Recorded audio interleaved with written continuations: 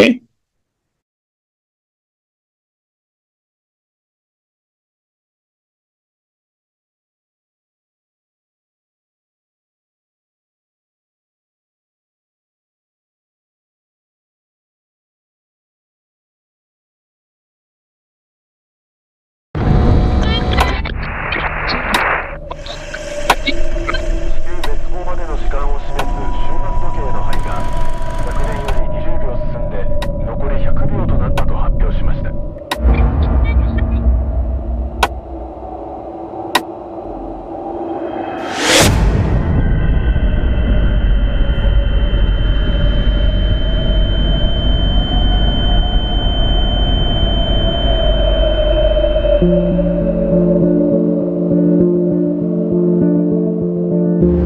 私は三鴨真嗣と申します。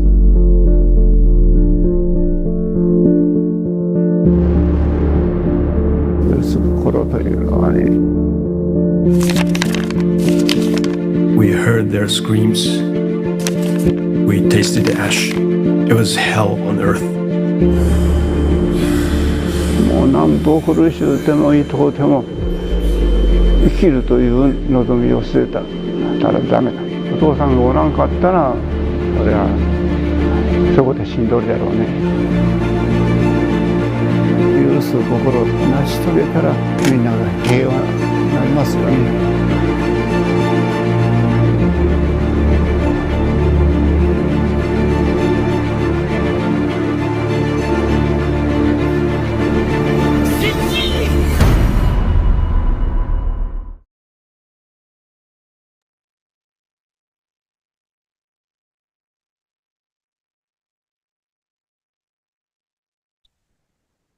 Welcome, everyone. This is Kynan Thistlethwaite with Humanity for Peace, and I welcome all of you to our live seminar. This is just coming off the heels of our August 6th Sunday rally at UN Plaza. We had many different speakers there. We had over 250 people participate on warning of the danger of nuclear war and actually building a durable security and development architecture where all nations, large and small, are treated equally. This is August 9th. This is the 78th anniversary of Nagasaki.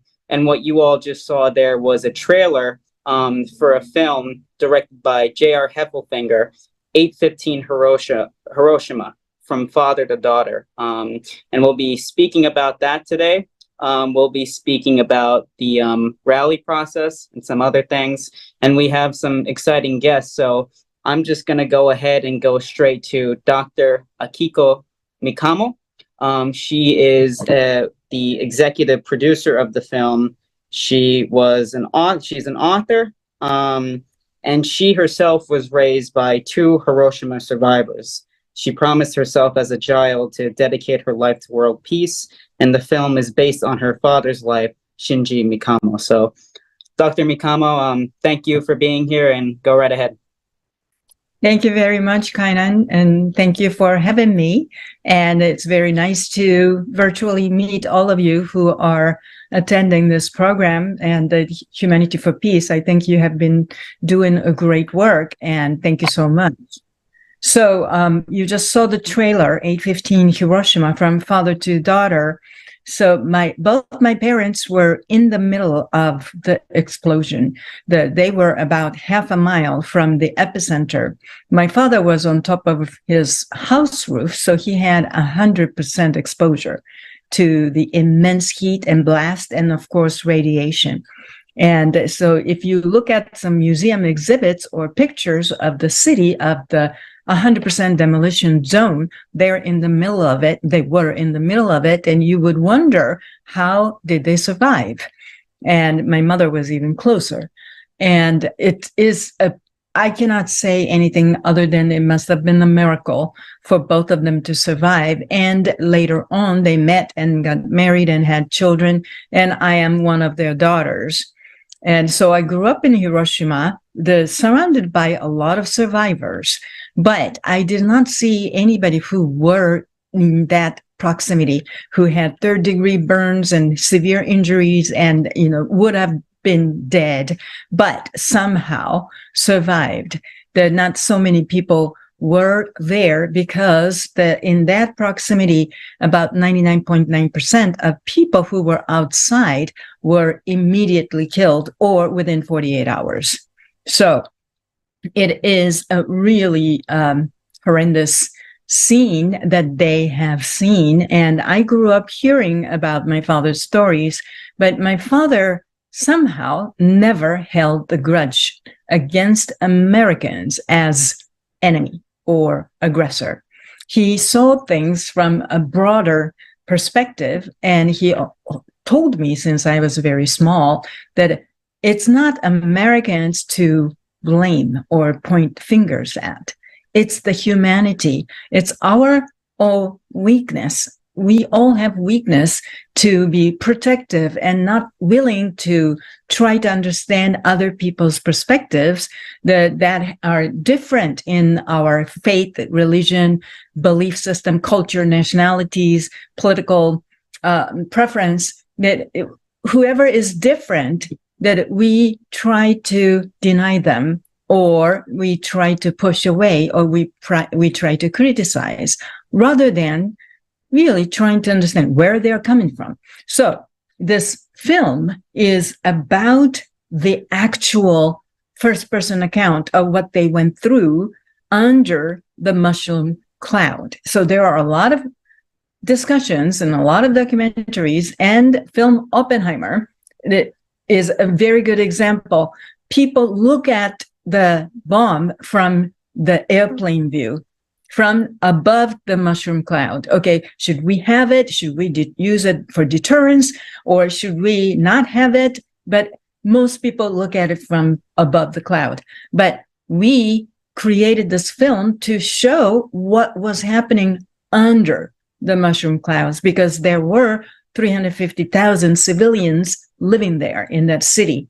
And by the end of that year, 1945, 140,000 were gone. Many people, even without any the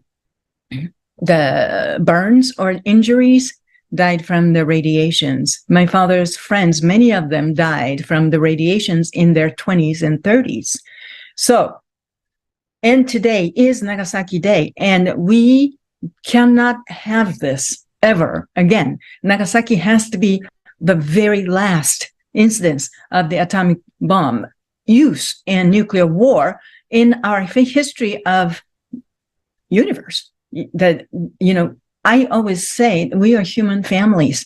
Yes, we might be different in races or beliefs and many different things, but we are all humans. So it's not really like us versus them, or Japan back then versus America, or this country versus that country. It's all us. So that's what I am trying to really promote in the message. So we can all, if we all think about us as a human family, then we will make efforts, even if it's difficult, how to coexist and somehow in harmony. And if harmony is not possible, in tolerance, we have to coexist without nuclear weapons and nuclear wars. So that's why I'm here.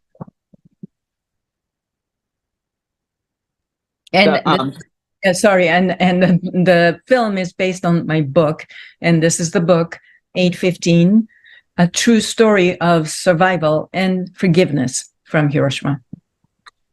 Dr. Mikamo, thank you very much. Ray McGovern, I will go to you. For those who don't know, he was a former CIA analyst from 1963 to 1990, currently a peace activist, and he's also the co-founder of the Veteran Intelligence Professionals for Sanity. So, Ray, go ahead.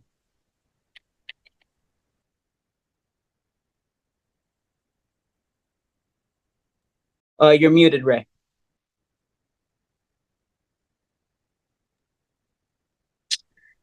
Can I be heard? Yep. Okay.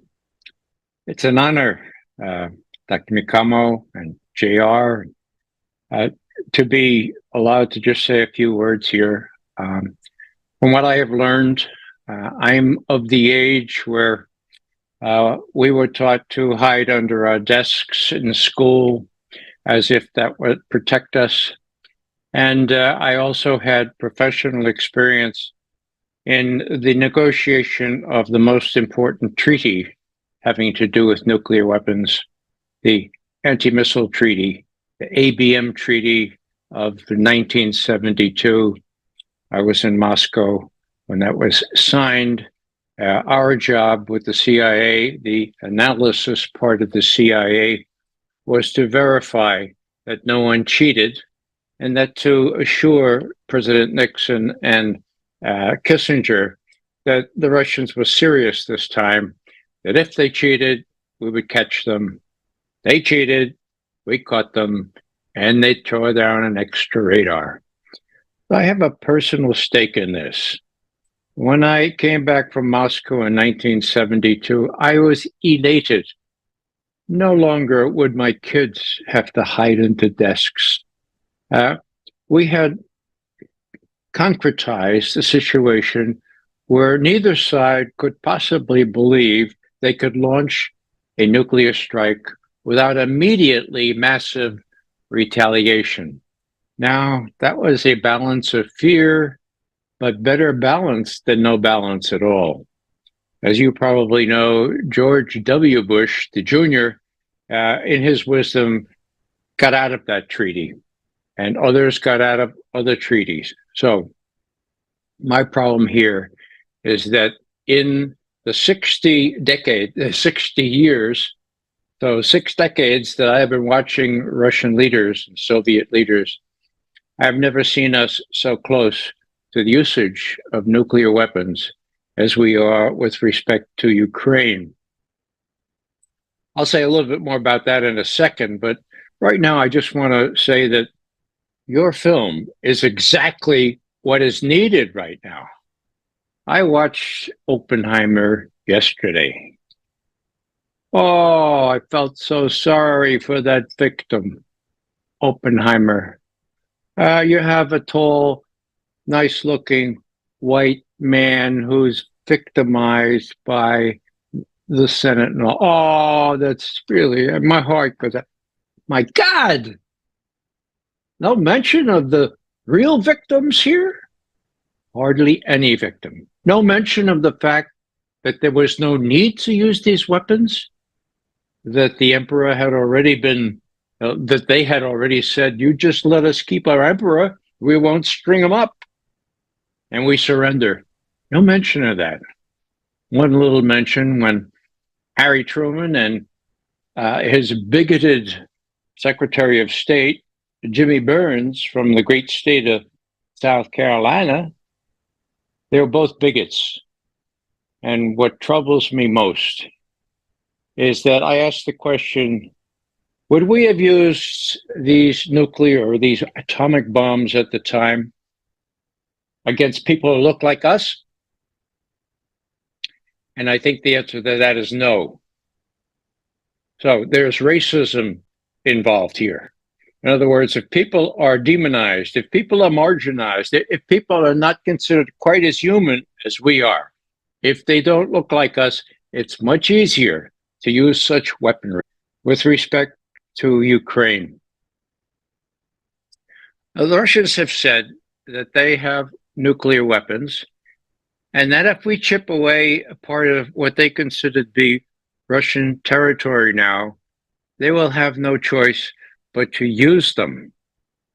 And so famously, the former president of Russia, Medvedev, said 3 days ago that you ought to pray that we don't lose, because if we lose, if you infringe on our territory, we will be obligated to use nuclear weapons.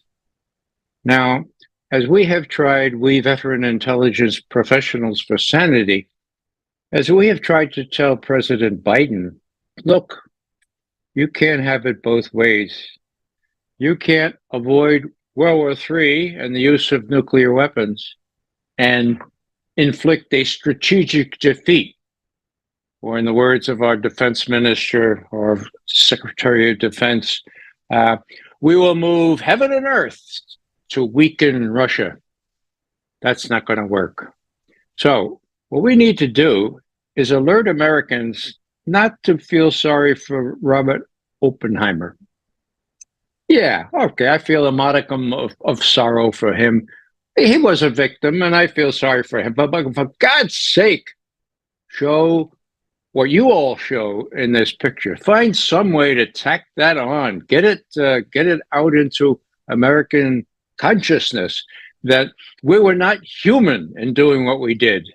And the humanity, to preserve itself, needs to rein in and hopefully eventually destroy such demonic weaponry. That's all I have to say. I do want to say thanks again for this wonderful, wonderful film, a wonderful book, and what a story of courage and love, of forgiveness, which is a word we don't hear much about in the United States these days. Thanks again. Thank you so much. Thank you, Ray. I'm going to go ahead and pass it on to my co-moderator, Jose Vega. Hey, hi, everyone. I have the pleasure of introducing our next speaker, which will be the director of the film for the trailer that we saw, J.R. Heffelfinger. He also has a production company, Runaway Horses. Kynan and I had the pleasure of interviewing Mr. Heffelfinger on our show, declaring independence just a day before our Sunday rally. And man, what a joy it has been to come across you. And so I'm going to pass this on to you. You can, what I want to know is what made you get involved with the project, and what was it like tackling this story and turning it into a film? And if you'd like to respond to anything you've heard so far, then please feel free to do so. Oh, thank you, Jose, and the feeling is mutual. Having met you and Kynan just a few days ago has been really awesome, and being invited to speak on Sunday was really meaningful to me. And also, Mr. McGovern, it's an honor to meet you, and thank you so much for your words and your thoughts about our film. And I certainly agree with your sentiment about Oppenheimer being this. Yes, it's a complicated story, but misses the opportunity greatly. And I also agree that Akiko's story, the story of Shinji, her father, needed to be told. And it's been an adventure of a lifetime to have been trusted with this sacred work, and to be guided. I think a lot of things unfolded for us along the way that are beyond our control. Filmmaking often is a battle of control, and accepting obstacles as opportunities and figuring out how to get things done. And we certainly didn't have that Oppenheimer budget, but we had a lot of spirit, and we had a lot of soul, and we had a lot of support. And for me, I guess one of the biggest things was I had lived in Japan I moved to Tokyo when I was 22 years old. I was an English teacher, and I was living outside in Chiba, just outside of Tokyo. And so it's not my first time to be part of that culture and to have, a close relationship and understanding of the goings-ons and the ways of doing things and life there. But coming back 20 years later, or approximately 20 years later, and being a part of this journey with Akiko, was life-changing for me. We had a lot of support from the government of Hiroshima, that we had access to archives from the Hiroshima Peace Memorial, and we were given a private tour of the museum, and just so many things along the way have guided us in order to tell this story. I think as a filmmaker, as an artist, my mission is to do three things in anything that I kind of enter into, and those three things are to unveil hidden truths about the human condition, to give voice to the voiceless, and to make the invisible visible. And if you get to do one of those things when you make a work of art, you're lucky. You should consider yourself lucky. But with this film, we were able to accomplish all three. And for that, I am eternally grateful to Akiko. and her family for trusting me and for being just wonderful collaborators. And it certainly is a team effort, and we had a wonderful team come together. And the other thing was awesome about the film and the making of the film was that we shot this in Hiroshima, but we also filmed this in Brooklyn, in New York, which is where I'm from. And so it really is like a cross-cultural, film production that allowed a lot of our film crew who didn't know about Hiroshima or understand on any level the tragedy that occurred there. And so there's a lot of exchange in information that occurred during the production, which was just one of those other magical things that happen when you're involved in something that I truly believe this is sacred work. And so that to me was a joy. And I think, yeah, I mean, that's all I have to say on it now. I'm sure other things will emerge, but I just want to thank you all again for inviting Akiko and myself to be a part of this. And the work you are doing is admirable and inspiring to me. I'm in awe of the work that you guys are doing, and thank you again for having us here. Thank you. It always does help to know that other people appreciate what we do. So, we're going to come back to all of you. And I know, Dr. Mikamo, you've got a schedule. You said you had to be out of here by 7:45. So I'm just making that point for our next speaker, who is a U.S. Senate candidate running here in New York as an independent. Her name's Diane Sare, and her wardrobe is very appropriate for what we're doing here. She has a shirt that says peace on it, which is great. So Diane, please feel free, go ahead. I'm just, making sure Dr. Mikamo has schedule, and I'd like to get a question at least before she has to go, but Diane, please go ahead. Oh yeah, you got to unmute. There you go. Thank you. All right, I'll be very brief because there'll be more. And I have to say, I have not seen the film or read your book, which I'm very eager to do since Kynan gave the report on this. When I was a child, I'll just say I grew up in a Quaker household, and I grew up in a house that was built in the 1880s or 1890s in Maine.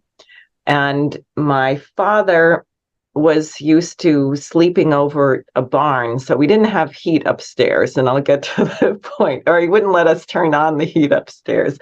So in the morning, I would run downstairs and turn up the thermostat. It was gas, with those old iron grills, and I would lie on it to dry my hair and get warm. And the grate was under a bookshelf, and the bookshelf had a book about Hiroshima and survivors.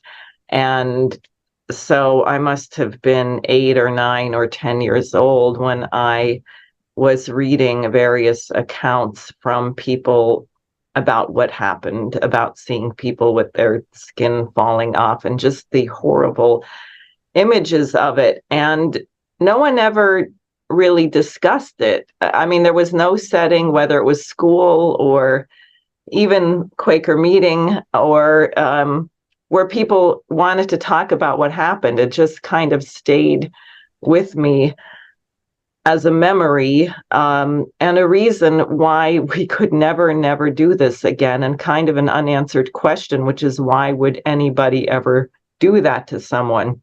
Years later, as an organizer with LaRouche, I happened to be in touch with the chaplain, a priest who's now quite long since deceased, but he had been the chaplain for the pilots who flew those planes.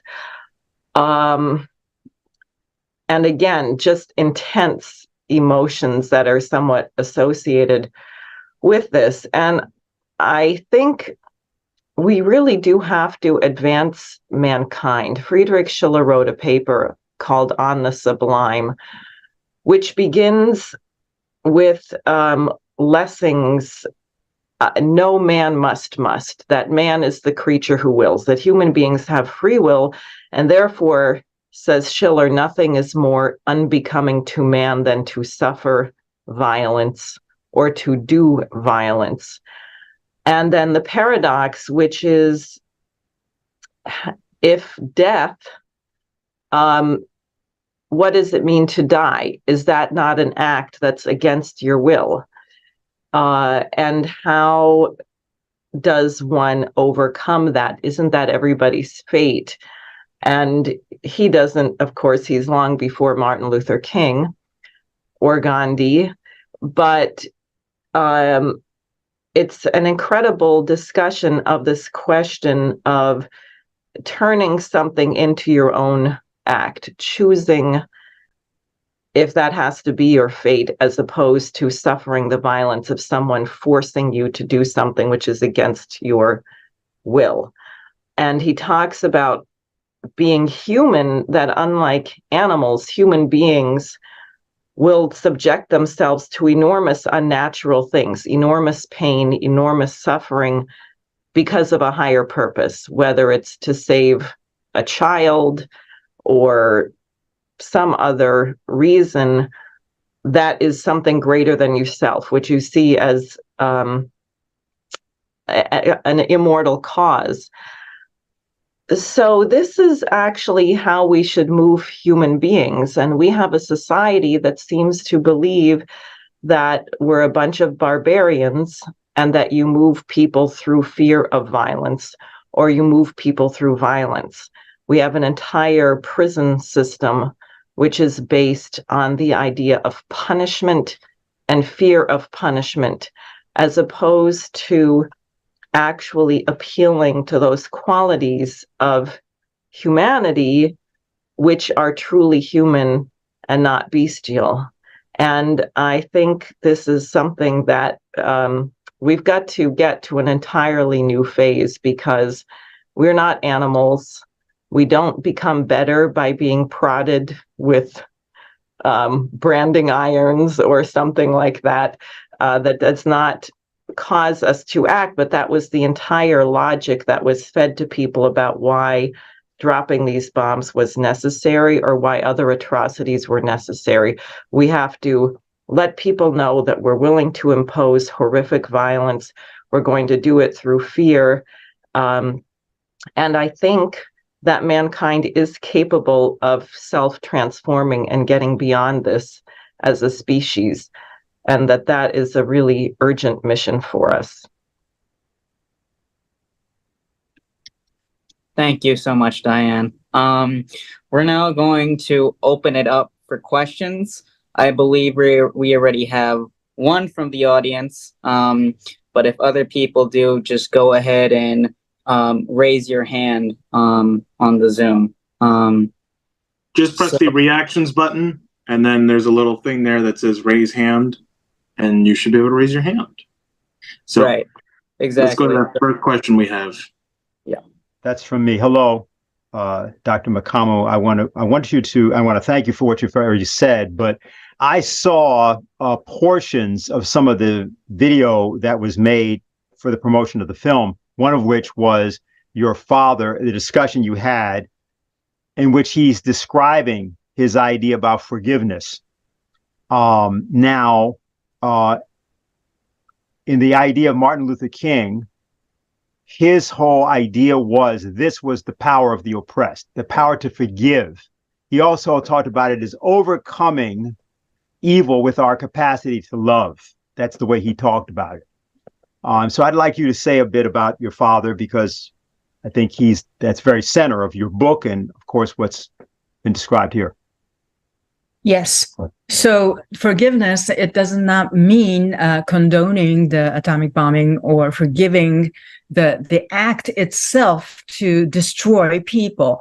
That I'm a psychologist, so that this is a psychological concept that freeing our own self from grudges or hurt or wounds, emotional wounds, to grow and love.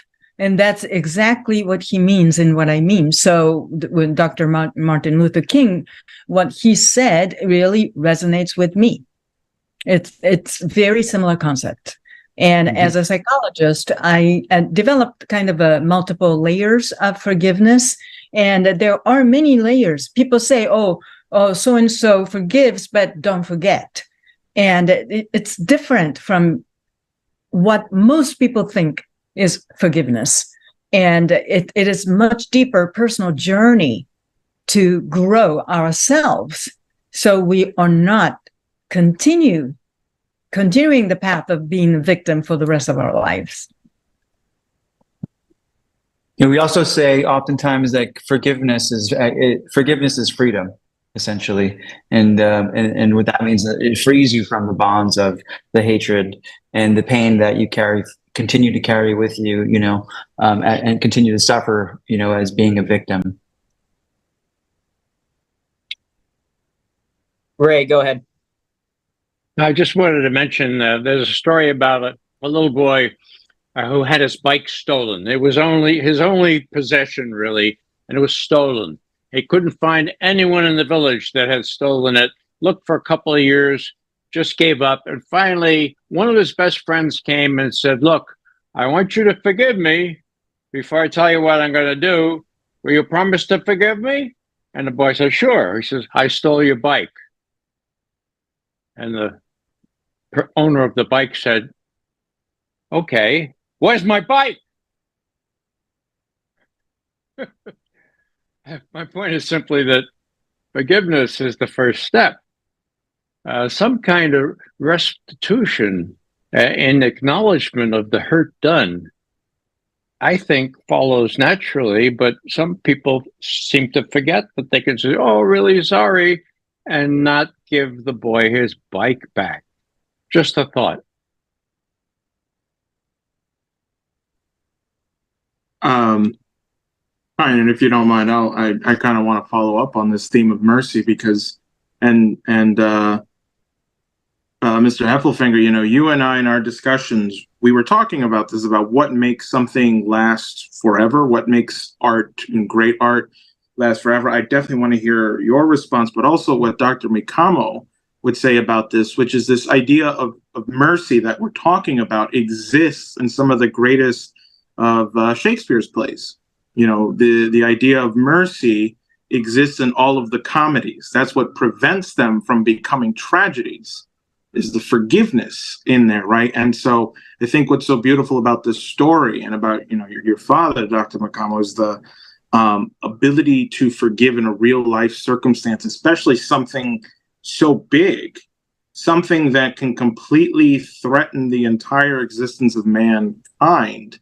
And I think you really captured that now as a real world example, another real world example of forgiveness and mercy. So I actually don't know if there was a question in there, but those are just some of my reflections.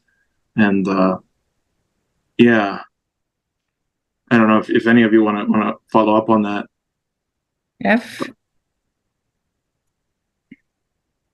Oh, there's a question. I mean, I would just quickly add. I mean, I think great art will always aspire to touch on these themes and these difficult things that we contend with on a daily basis, right? So to unveil hidden truths about the human condition, great art should aspire to do that. And going back to this work, Akiko's book, the story of her father and his father, Fukuichi. I think we've come pretty close in doing that. So it's there's this fact. There are facts that exist, and those are very hard and fast, right? And those are black and white, and that only tells one part of the story. And oftentimes when we look at this particular subject, it's like Akiko had mentioned earlier, it's a bird's eye view, and it's black and white, and these are relegated to archival images and archival photos. But how can we take that and bring it so it's in the present, so that we can confront it and feel it as if we were really there? And it's no longer black and white, but it is vivid and is technicolor, and it is real. And that's what we try to achieve as artists when we are trying to, again, deal with something like the sacred content. We do have a question here from Alvin. Yep. Let me give you the ability to unmute, Alvin. Go ahead. Yes, I have unmuted. Yes, thank you. Dr. Mikamo, in your training, and as Dennis asked earlier on how your father and overcoming evil and forgiveness, and you mentioned that these are psychological things, and the idea of his love for humanity, being able to find that forgiveness. Our rally could have, in my opinion, garnered a lot more support from people, but that people have a very high degree of fear around the political climate, around the threat of such a nuclear war occurring, and taking that challenge on. You have, by exposing and bringing truth to people that's uncomfortable, but giving us what happened, what really happened. I like that analogy of on the ground or below the clouds as opposed to above. Can you talk more to us as we continue to gather our strength and gain our increase our forces on how we can overcome this evil and our fear of that? Well, that's a very big topic, but as we know, nuclear anxiety, that we are afraid of what we don't really know. And we see this film or hear the survivor's story, and we don't really want to hear it because we don't want to see it as a reality. That I'm just talking about general tendency, psychological tendency of us as humans. But that this film is not just the horror of nuclear wars, but the resiliency is the part, and human love, how the Shinji's father, my grandfather, was so determined to save the son, and the son resiliently lived through the oppression by other survivors and so many difficulties and thrived. So that there is a lot of positive human components as well. So if we only just one after another give people like, this is horrible, this is horrible, this is horrible, this is horrible. At the beginning, they might hear, okay, well, that's horrible, I'm so sorry. But after a while, people don't want to hear it. So we really have to think about how can we spread the message or deliver the message the way they can receive it. And now that's a different thing in the political field, because political field, you really need to assert and, just insist until you get what you need. But I'm not a politician. So, but I am believing if we have critical mass of people who really believe in humanity and humanity for peace, and we believe in goodness of humans, and especially young generations that are believing, okay, we don't want to be righteous because we don't know who is going to be really right. Some countries' leader might think it's a right thing to use the nuclear weapons. So righteousness can be very dangerous. So the education and the inspiring, so that's my way of sending the message. And I do believe the organizations like you will send more message in a stronger way and straightforward way. Okay, let's look at this. Let's do something different. Let's gather. Let's raise our voice. So I'm very happy to be a part of that message. I hope that answered your question. I think it did, because he said here in the chat he'll be ordering your book, and he's asking when will the film be available? Okay, in New York and Philadelphia area, the PBS will show it. I don't have the dates right now, but if you can follow our Instagram and Facebook, it will show. But also, please check your PBS local listing. You should be able to watch it from any device in that area. And today, there are a lot of cities showing, Los Angeles, Dallas, many, many other cities too. And that I can look when New York is, and I can put it in the chat. Let me. Yeah, we have a website as well where we're constantly we're going to be updating it with as we're starting to feel the love with the film, and it's getting picked up across more of the PBS networks. And my hope is that it will be coming to WNET, which should be that's the number one market. And my hope from my lips to God's ears will be sometime in September during UN week. But it is playing in smaller, in some of the smaller markets right now. I think we have over 50% of the entire PBS spectrum, or I'm not sure what the number is now, but yes, it's about 40%. 40%. Sunday was our first the first showing at a PBS station, at a PBS affiliate. So starting to spread. If you want to know more about it, you can go to 815documentary.com. So that's spelled, it's 8 and 15 documentary.com. And then, as well as Akiko had mentioned, we have a Facebook. We're on Facebook, and we're also on Instagram as well. So those are easier ways to kind of check in and follow us. And we're constantly posting content around where we're showing, and there's always some, there's a lot of great content, snippets and any other coverage that we are starting to get. So it's a very exciting time for us, and we're certainly thankful for your interest. So we do hope that you get to see it soon. Yes. So we have about 100 airtimes just in August, and we will continue to show it on PBS September and beyond. And I just wrote, I didn't know how to put it to everybody, so maybe Kainan, you can help. But I just put the channel and the date, August 11th at 4:30 p.m. in New York and Philadelphia area. They will be showing it. I think everyone can see that. Thank you, Dr. Mikano. And Diane, do you have any comment?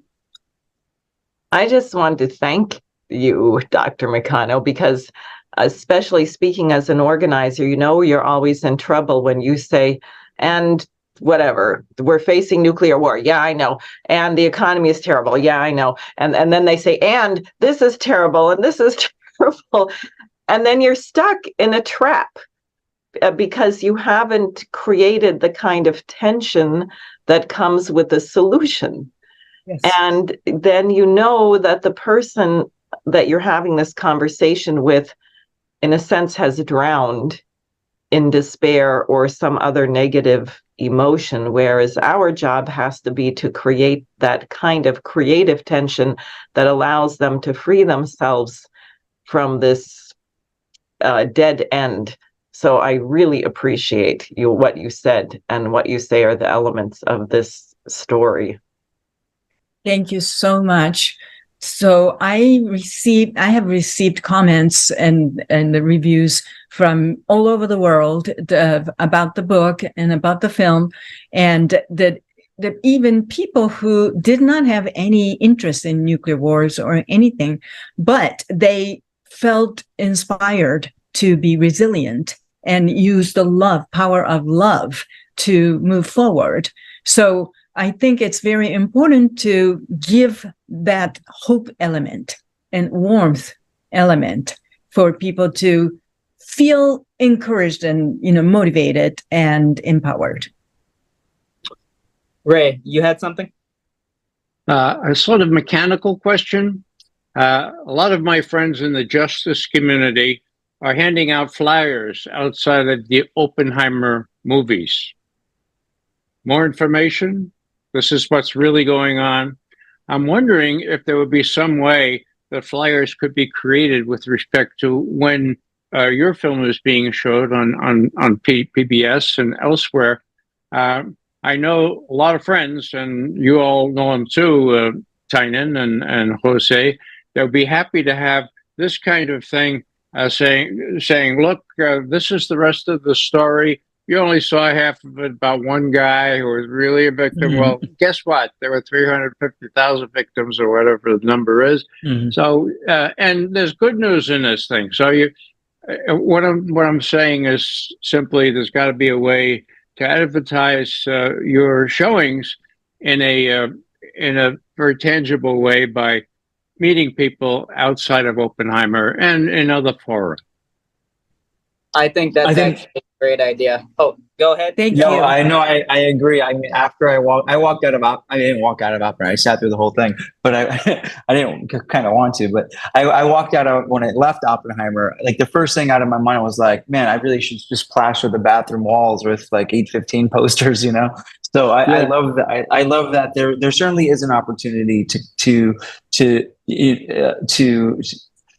share and let it be known that this is another side of the story that certainly gets, that certainly gets no attention in that film. And I think it is vital that people, since their minds are open to what they just witnessed and are privy to new information about the bomb, you're absolutely right, Ray. This would be a wonderful time to kind of dovetail into spreading the message about our film. So we'll have to circle back, maybe kind of know some folks and we can figure out how to do that.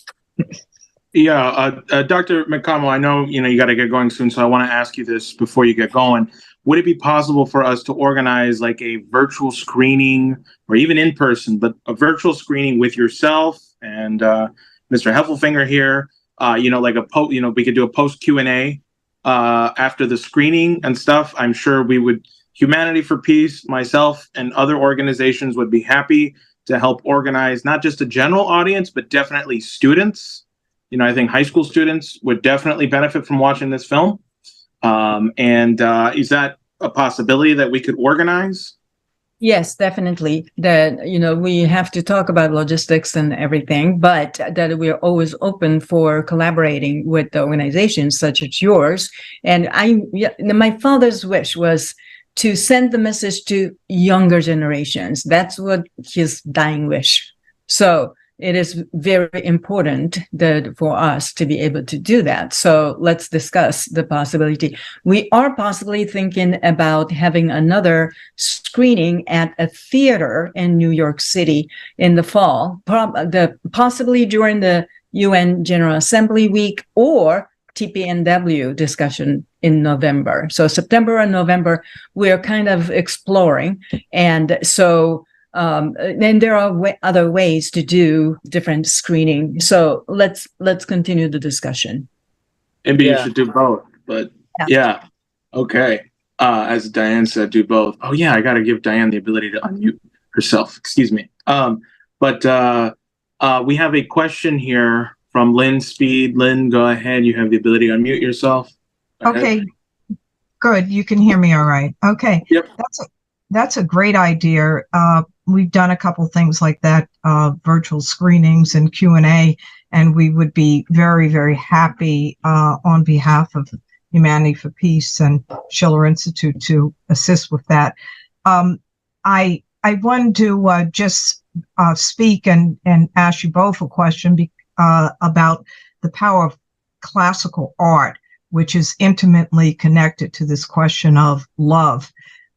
We had a very, very interesting response. We did culminating the series of rallies and other events that we had around the world. We did the classical concert where we had both Mozart's Requiem with 100+ voice chorus, and we had various art songs and African-American spirituals and leader and so on, all on the theme of peace.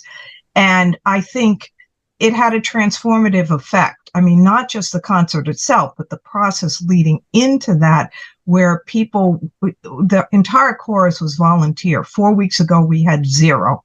And 4 weeks later, we had 100+ people very, very happy to volunteer their talent and time for that effort.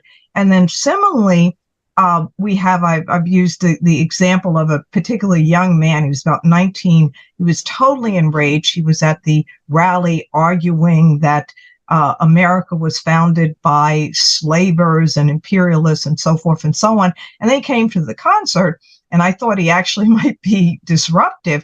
But during the process of the concert, you could see a complete change in his demeanor, and the rage basically melted away with the power of the music.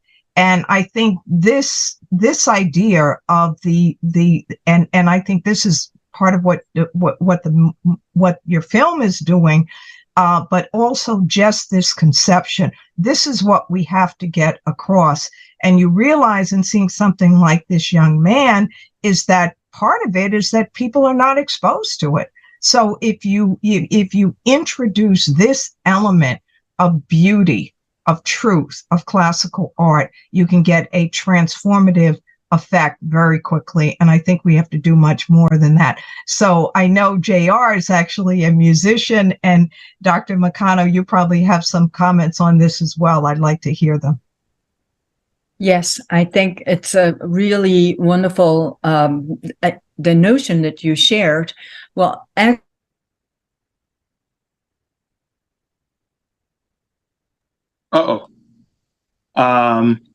Okay, it looks like Dr. Mikamo has lost connection to us. That's okay.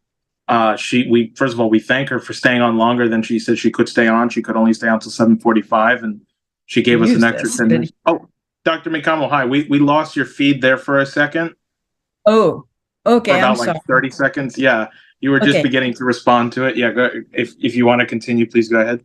Yes. So our main theme music is by classical composer named Toshio Hosokawa, and the director Heffelfinger, being so talented in music, he found this music, and we were able to get this main theme called Ave Maria. And so the power of music and power of classical art, how it moves and how it brings up the emotions. And we all have to have emotional experiences. And it's very easy to have emotional experiences when we are angry or when we feel hurt. But we also have to have emotional experiences when we feel hope, when we feel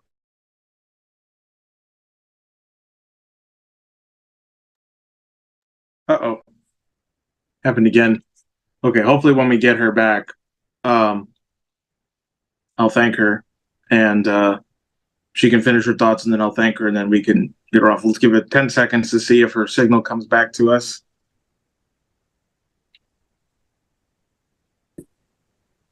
There we go. Dr. Mikamo, we lost the last 15 seconds of what you said. You froze up on us again. Oh, I'm sorry. Maybe something. The last thing you said was when we feel hope is the last. Yeah. Yes. So when we feel hope, when we feel motivation and support and warmth, that's when the message really, really sinks in. So that to have that experience, I think it's a good idea to have fine arts and music and the film somehow tied in together, and maybe have a series of events, or maybe, at the same time, or I don't know exactly how, but I think art is very, very important piece. Dr. Mikamo, thank you so much. Oh yeah, go ahead, Kaina. Yeah, Dr. Mikamo, I know you're about up on time. Is that right? Or can you stay for a little longer? Yeah, it's okay. I can stay a little bit longer. Okay. Whenever you need to get off, you can go ahead and do that. But does anyone else on the panel have any responses to Lynn's question? Or what Mikano said? Dr. Mikano said. Yeah, it's Mikamo. Mikamo, sorry.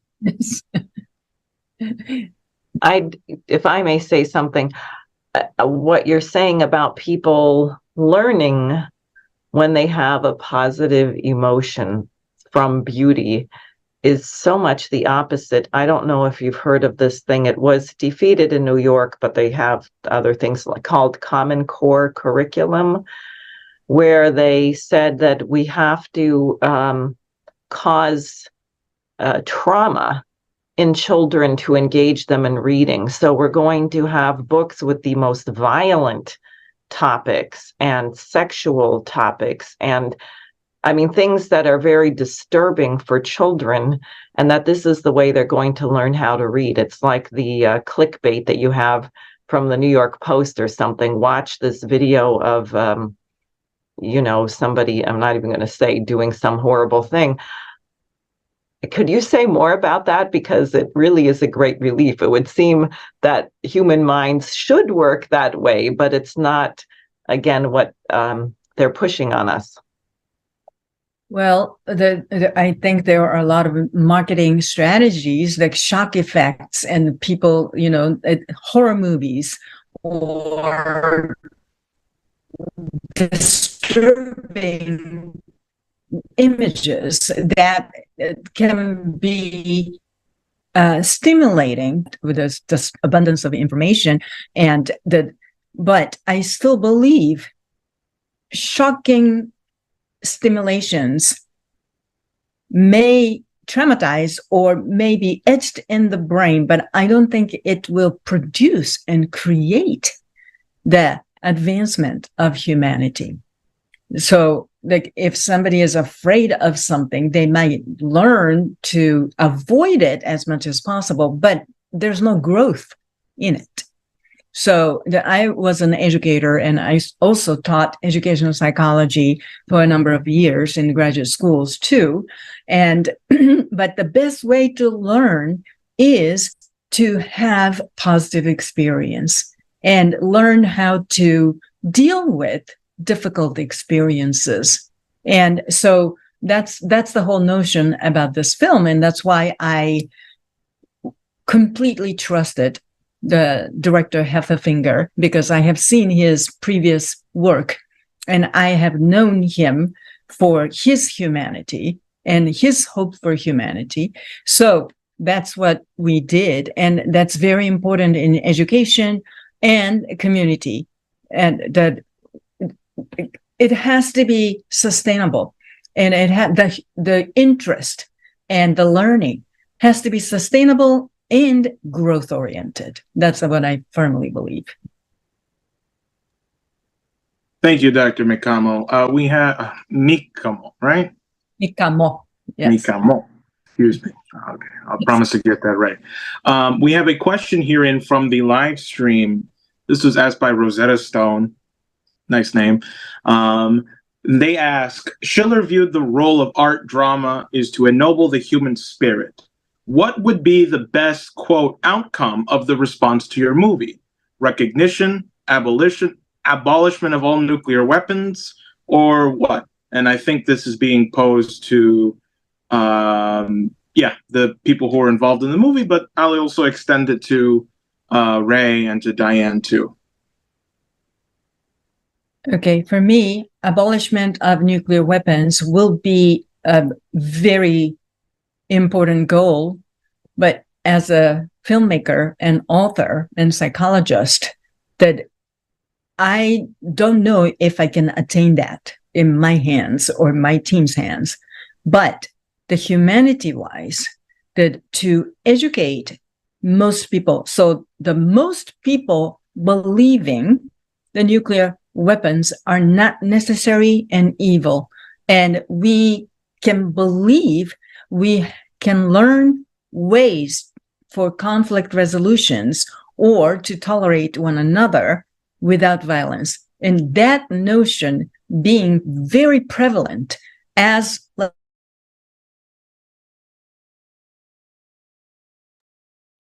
looks like we're having a problem. Own goal. Oh, you cut out for like 5 seconds there, Dr. Mikamo. Again, I'm so sorry. Maybe I should switch to the phone. Okay. No, I think you're okay. It was just a split second that time. So yeah. It's but if it's longer than 15 seconds, we'll let you know. So, Hef, did you hear what I said? Were you able to? Well, maybe you can repeat what I said. Yeah. No, I mean, I think we gathered what you said. I think that came through. You were just at the tail end of it.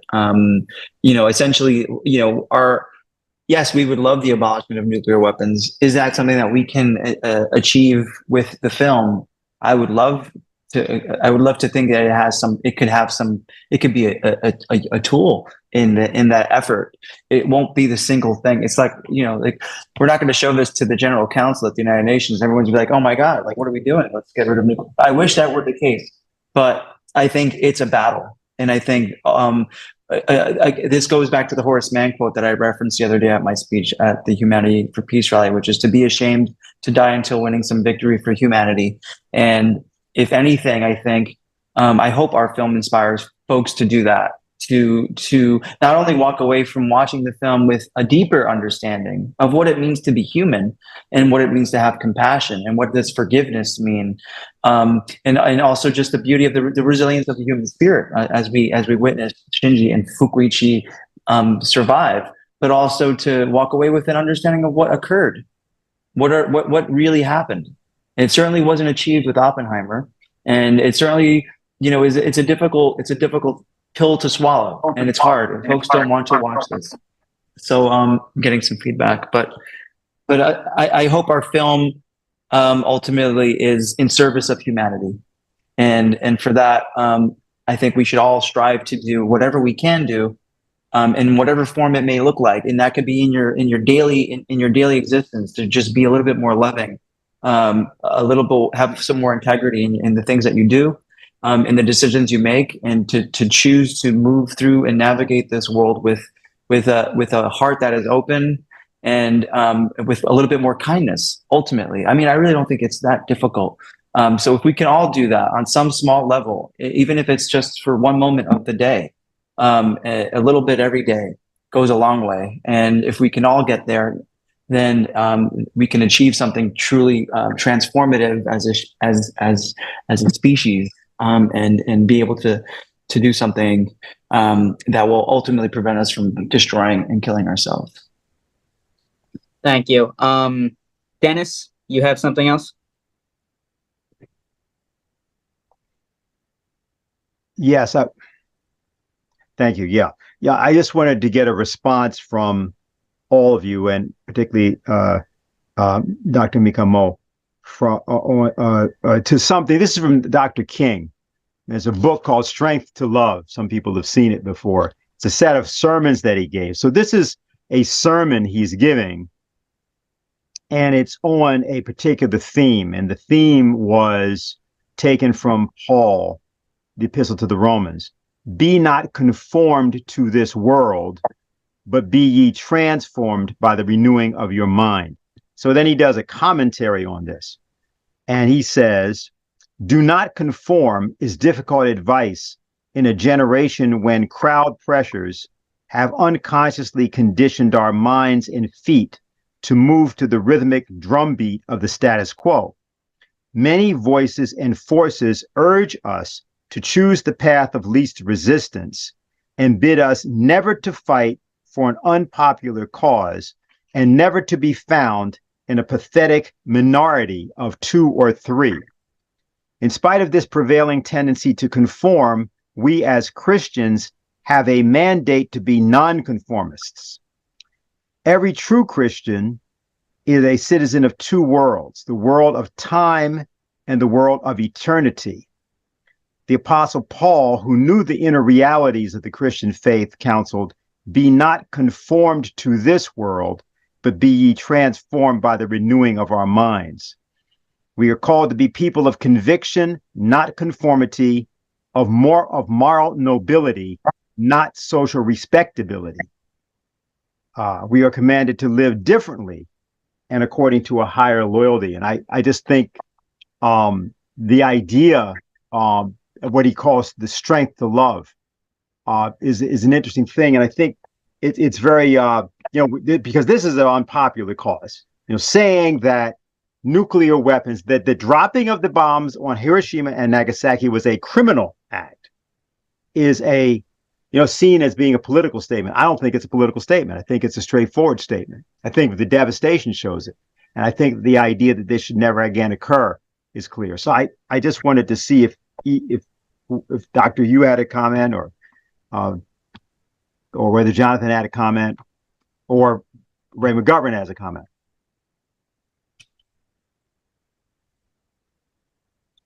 Well, I think for me, it's a team effort, that I am not afraid to say what you just said, but I have been talking about this since the original book came out in 2013. And every time I talk about Hiroshima, and even if it's a story of forgiveness and resiliency, and nobody is shouting that America did it to Japanese. But there's always one person in the room, whether I'm talking to 600 people or 30 people, who would stand up and shout and yell at me, saying that you don't know, you were not there, and you have no idea what Japan was doing to other people in Southeast Asia. Or Japan started this and they deserved it. Or, just whoever believes what they have been taught that as justification, that they had emotional reactions to want to attack me. And so what I found was that if I argue with that, it's not the best way to send a message.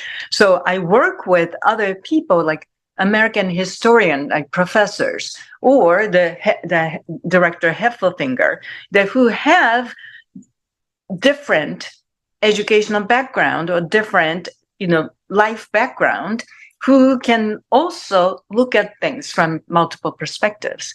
So that approach has been really meaningful to me. So I do think what you're saying in Dr. King said is very important. Don't just be fine with being the minority.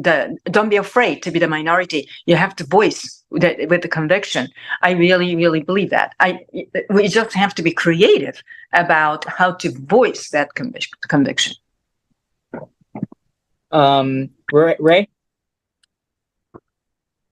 I agree. You mentioned Dr. King, and there's one portion of the letter from the Birmingham City Jail that I think speaks to the need for education first and foremost, and speaks directly to the negative things being exposed. Let me see if I can remember it. He talks about, he compares the search for justice to a boil. He says, like a boil that can never be healed unless it is opened up with all its pus-flowing ugliness to the natural medicines of air and light, so too injustice can never be cured. Can never be cured unless it is exposed to the light of national opinion and the air of human conscience, so that it can be healed. Now, we're working at national opinion, human conscience first and foremost, but we have to open the boil, the pus-flowing boil that has to come out. Pardon these were Martin Luther King's words. They've been cleaned up a little bit in some of the books. So I guess what I'm thinking here is that what Dr. Mikamo has said is really the basis of it. We have to do it with compassion. We have to do it with forgiveness, but we have to expose the pus-flowing boil to the natural medicines of air and light before the boil can be cured.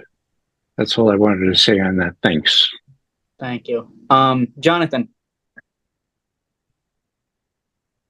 I think you guys have already said it.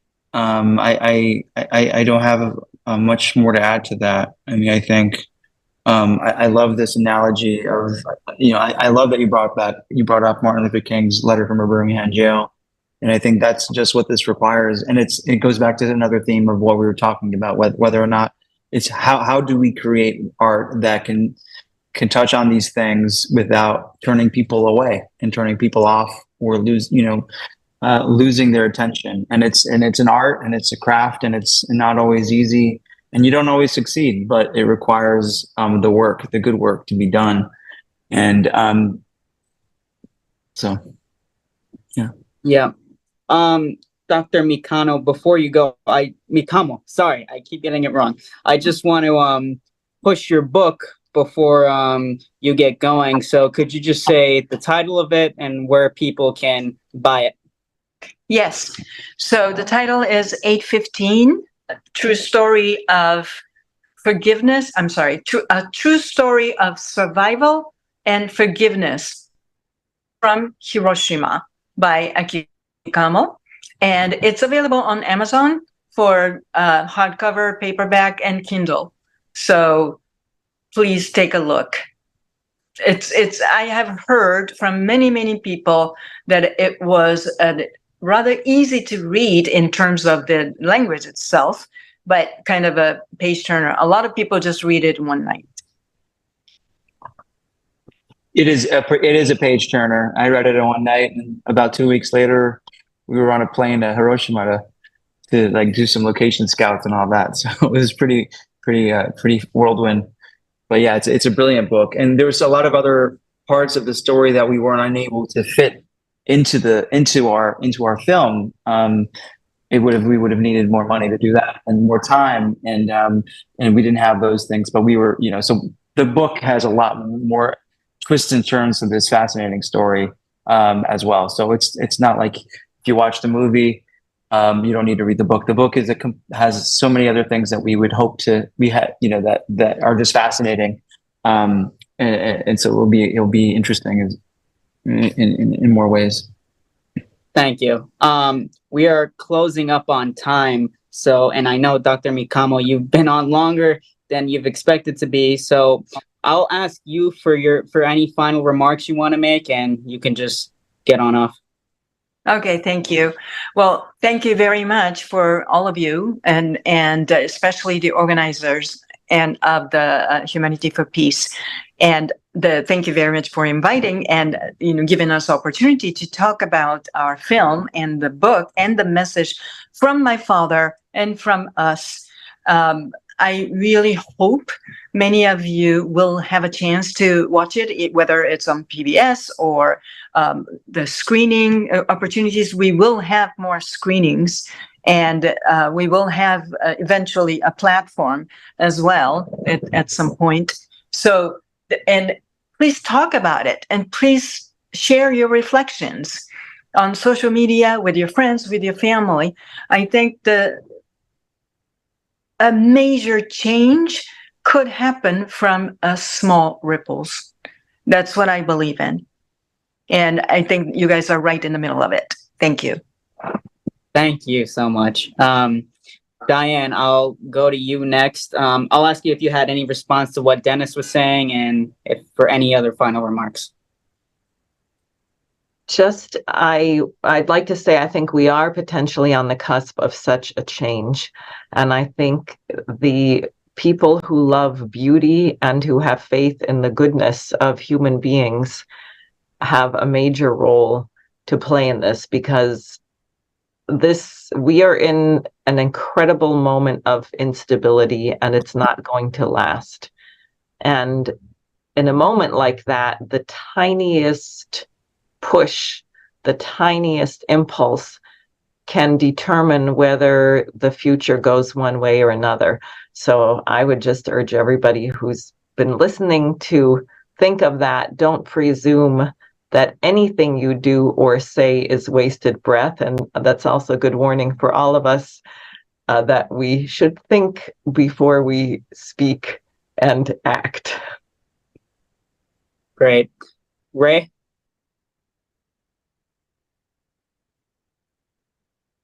You're muted again. Well, thanks for your patience with me. Can I be heard now? Yes. Again. Yeah. Well, I'm just in awe of Dr. Mikamo and JR's artistry, the truth, and how it comes through so well in the film. Now, I have to confess, I was given a little bootleg copy of the film, and I find it to be extraordinary. Okay. No, okay, go. Don't take concern. I shared a private link because I knew it was right. So it wasn't a bootleg copy. It was from me. Don't scare us like that.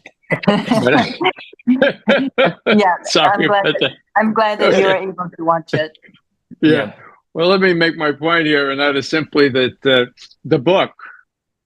I'm really interested in looking at the book. I'm reminded of that old story about these two goats in a Hollywood park, and they're rummaging around there, and one of them turns up an old can of film and starts munching on the film. The other goes, "How'd you enjoy the film?" I said, "Well, I like the book a lot better." Now, I'm sure that those of us who get the book will even be more impressed than the film. Not that the film has anything wrong with it, but the books are always more comprehensive, have a lot more in it.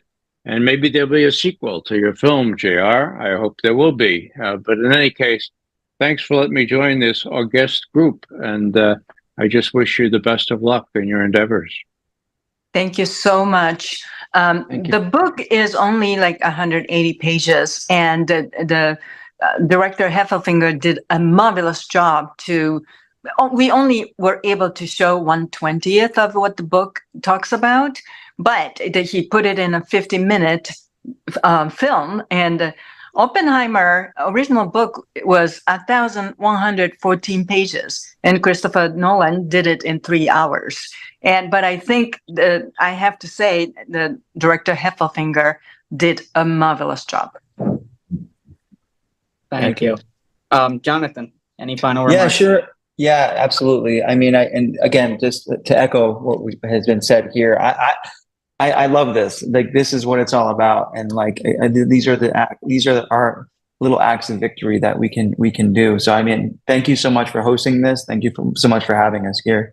I spent some time obviously preparing my speech that I gave on Sunday, and I loved something that I had written. So I think I would go back to that because, on Sunday, I began my speech by playing Auld Lang Syne, which is a performance that we often is shared at the dawn of a new beginning, right?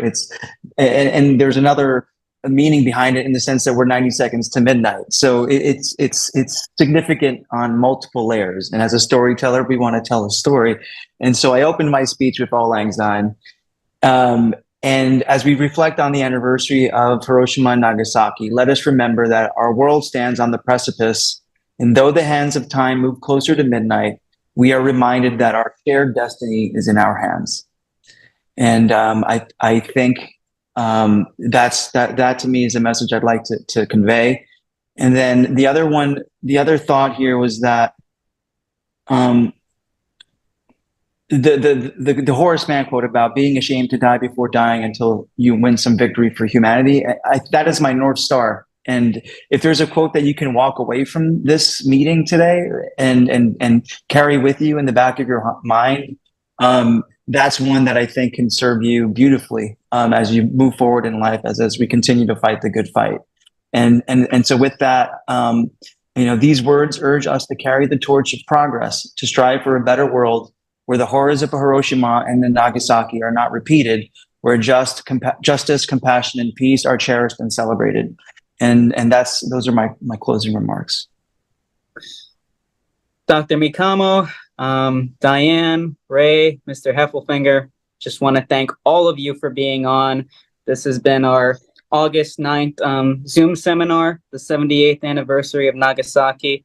I will also say that we had 50 people watching live, so I would thank all of them for tuning in. To close out, it was more. It's over 80. Over 80. Wow. Okay, great. So thank you all. We're going to close out by playing the trailer of the film 8/15 Hiroshima. So go ahead, Jose. Thank you.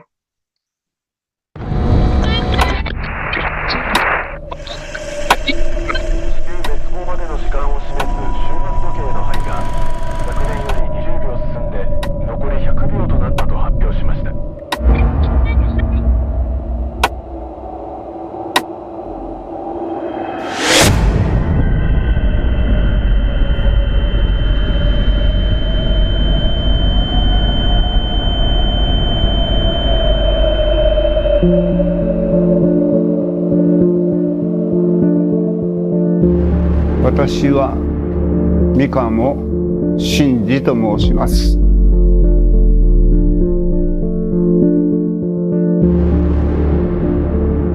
心というのはね。We heard their screams. We tasted the ash. It was hell on earth. もう南方苦しゅうてもいとうても生きるという望みを捨てたらダメだ。お父さんがおらんかったらそれはそこで死んどるやろうね。許す心を成し遂げたらみんなが平和になりますように。